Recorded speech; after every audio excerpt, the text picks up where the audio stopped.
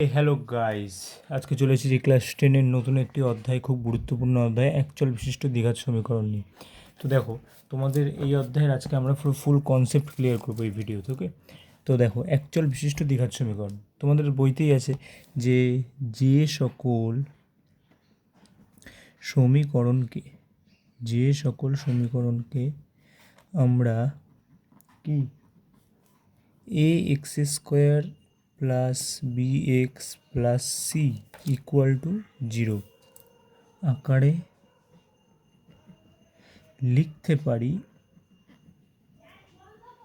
লিখতে পারি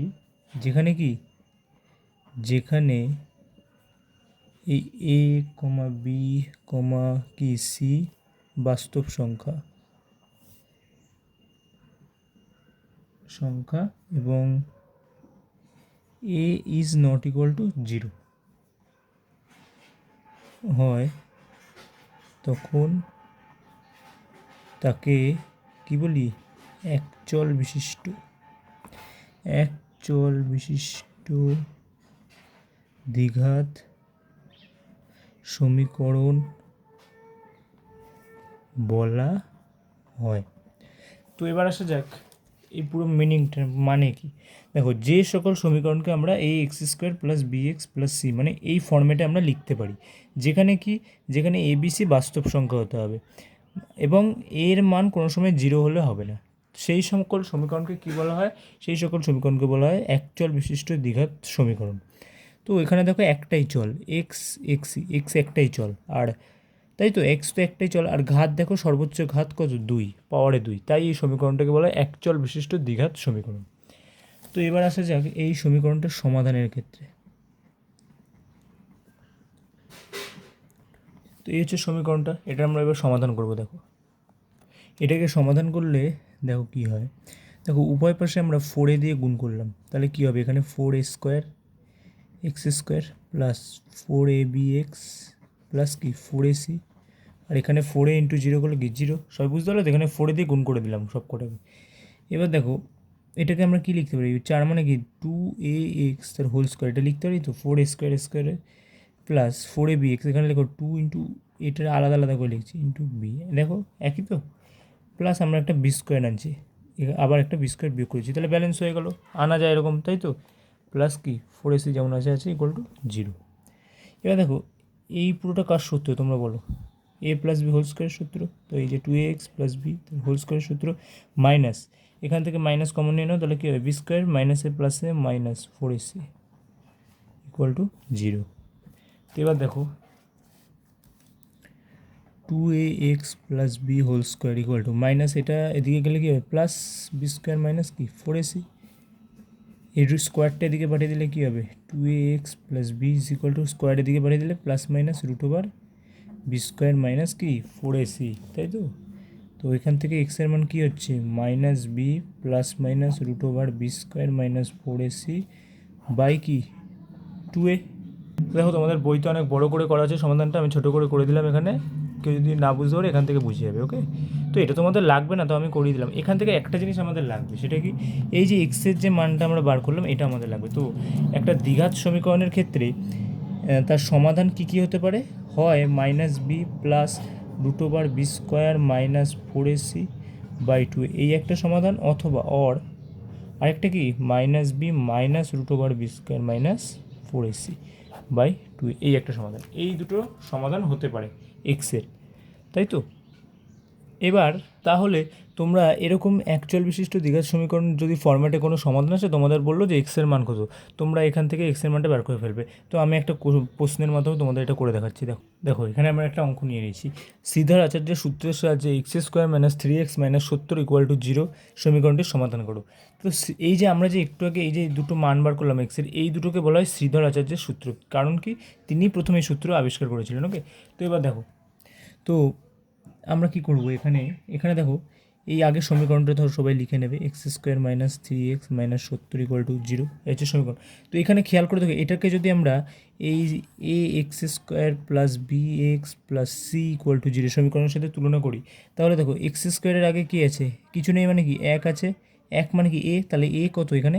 1, বি কত দেখো বি হচ্ছে এখানে কত বি এক্স, আচ্ছা বি কত 3, 3-এর আগে সাইনটাও নিতে হবে মানে -3, সি কত -17, তাই তো। তো আমাদের সূত্র কী ছিল, সূত্র এক্সের সূত্র কী ছিল, -b প্লাস মাইনাস কি √/b² -4ac/2a। তো এই সূত্র অনুযায়ী আমরা কি এখানে বসিয়ে দেবো। তো দেখো কী কী বসাবো, মাইনাস বি মানে কি, বি মানে দেখো -3, তো -3 plus minus √/b² -4ac, b² মানে কি -3² মাইনাস কি 4ac, এ মানে 1, সি মানে কত -70/2a, এ মানে কত 1, তাই তো। তো পরের পাতায় তো দেখো মাইনাসে মাইনাসে কি +3 প্লাস মাইনাস রুটের ভিতর কিছু -3² মানে কি 9, মাইনাস 4×4 400 কত 428 280, তাহলে মাইনাসে মাইনাসে প্লাস কি 280, আর নিচে কি 2 অক্ষে 2। তো এবার দেখো তাহলে রুটের ভিতর কী এসছে আমাদের 3 প্লাস মাইনাস √/, কি 289 কি 2, তাই তো। তো তোমরা সকলেই জানো √/289 মানে কার স্কোয়ার, এই কার রুট 17 রুট। তো এবার দেখো আমরা দুটো ভাগে ভাঙাবো, একটা কি 3 প্লাস কি 17/2, আরেকটা কি 3 মাইনাস 17/2, এই দুটো মান এক্সের। এখানে কত 7 8 19 20, 20/10 মানে কি 10, তাই তো। আর এটার মান মানে কত, এটার মান মানে হচ্ছে মাইনাস কত হচ্ছে দেখো, যদি 17 থেকে 3 বাদ দাও 14 মাইনাস কি 7, তাহলে এখানে এক্সের আমরা কী কী মান পেলাম 10, আরেকটা কি -7। তো এইভাবে শ্রীধর আচার্যের সূত্রের সাহায্যে কিন্তু আমরা যে কোনো এরকম অঙ্কের সমাধান করতে পারি একচল বিশিষ্ট দ্বিঘাত সমীকরণের। হ্যাঁ, তো এবার চলে আসি নিরূপকের কনসেপ্টে। দেখো তোমরা আগেই দেখেছো সমীকরণের সমাধান আমরা এটা পেয়েছি। তো এখানে একটা জিনিস খেয়াল করে দেখো, এই যে রুটের ভিতর যে সংখ্যাটা আছে আমাদের b² - 4ac, এটা যদি কোনো ক্রমে এই যে b² - 4ac যে রুটের ভিতর যেটা আছে, এটা যদি কোনো ক্রমে আমাদের 0 থেকে ছোট হয়ে যায়, 0 থেকে এর মানটা ছোট হয়ে যায়, মানে কি মাইনাসের মান যদি আসে, নেগেটিভ ঋণাত্মক মান যদি কোনো সময় এর আসে, ধরো ঋণাত্মক মান মানে কি ধরো -1 √/-1 √/-2 এরকম আসলো, তাহলে কিন্তু এই সমীকরণের সমাধান করা যাবে না, অসম্ভব। ওকে, করা যাবে কিন্তু তোমাদের ক্লাসে ওটা নেই, মানে -√/ হয়ে গেলে কি হয় সেটাকে আই দিয়ে প্রকাশ করা হয়, ঠিক আছে। ওগুলো তোমাদের ক্লাসে এখন নেই, 11-এ যারা সায়েন্স নেবে তাদের আছে। তো এখানে তোমরা আপাতত জেনে রাখো যে b² - 4ac মান যদি 0 থেকে ছোট হয়ে যায় মানে নেগেটিভ হয়ে যায়, তাহলে এক্ষেত্রে সমাধান সম্ভব নয়। ওকে, আর যদি b² - 4ac এটাকে বলা হয় নিরূপক, হ্যাঁ, b² - 4ac 0 থেকে বড় হয়, তাহলে কীরকম সমাধান হয়, তাহলে সমাধান হবে তোমাদের বাস্তব ও অসমান। এক্সের মান তখন আমরা কী পাবো, বাস্তব ও অসমান। যদি এটা হচ্ছে 1 নম্বর, এগুলো এমসিকিউতে আসে খুব, তার জন্য বলছি ভালো করে দেখো। b² - 4ac 0 থেকে বড় হলে সমীকরণের সমাধান কী হবে, বাস্তব ও অসমান। 2 নম্বর, যদি b² - 4ac 0-এর সাথে সমান হয়, মানে এটার মান যদি 0 আসে, তাহলে বাস্তব ও সমান হবে সমাধান। ওকে, 3 নম্বর, যেটা একটু আগে বললাম, যদি b² - 4ac কি 0 থেকে ছোট হয়, তাহলে কি কোনো সমাধান পাবো না, কোনো সমাধান নেই। ওকে, মানে কি বাস্তব বীজ পাবো না, কি বীজ পাবো, অবাস্তব বীজ পাবো। এবার অবাস্তব তোমাদের ক্লাসে নেই, তোমাদের সব বাস্তব সংখ্যাই আছে, তো তোমরা এগুলো এই অবধি জানো, ঠিক আছে। এই তিনটে অবশ্যই মনে রাখো, কারণ এই তিনটে থেকে খুব প্রশ্ন আসে পরীক্ষায় এমসিকিউতে, প্রায় প্রত্যেকবারই দিয়ে দেয় তিনটাকে ঘুরিয়ে পিছিয়ে প্রশ্ন। তো এই একটা কনসেপ্ট গেল, এবার আসা যাক নেক্সট কনসেপ্ট। আচ্ছা এবার দেখো, এবার ধরো ax² + bx + c এটা সমীকরণ, দ্বিঘাত সমীকরণ, একচল বিশিষ্ট দ্বিঘাত সমীকরণ। তো দেখো এর মাথায় স্কোয়ার মানে কি এর দুটো সমীকরণ সমাধান হবে, তাই তো, এক্সের দুটো সমাধান, তো স্কোয়ার থাকা মানে কি দুটো সমাধান, এখানে যদি 3 থাকতো তাহলে 3টে সমাধান থাকতো, এখানে দুটো সমাধান। তো ধরি সমাধান দুটি হলো, সমাধান মানে কি বীজ, তাই তো, এর বীজদ্বয় দুটি হলো, একটাকে ধরলাম আলফা, একটাকে ধরলাম বিটা। ওকে, কিছুই না, বীজদ্বয়, সমাধান করে যে মানটা বার করতাম আমরা সেটাকেই এই আলফা বিটা লিখছি।